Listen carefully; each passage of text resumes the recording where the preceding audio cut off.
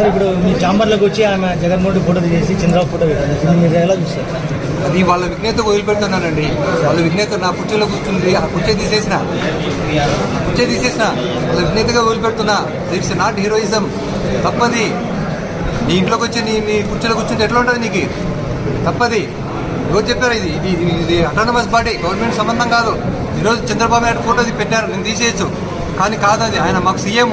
ఇయ్యలేదు, నేను గౌరవంగా పెడుతున్నా. పెట్టావు మంచిదే, నాకు ఫోటో ఖర్చు తగ్గించినావు. నేను వాళ్ళు వచ్చినప్పుడు పెట్టాలనుకున్నా. యాక్చువల్గా ఆ ఫోటో కూడా ఇరవైనాక సీఎం కూడా ఉండాలా మనకని చెప్పి అనుకున్నా. కానీ ఆమె వచ్చి నాకు ఖర్చు తగ్గించింది, ఫోటో ఖర్చు.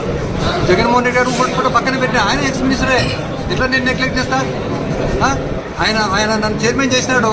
ఉండదు విశ్వాసం మనిషికి.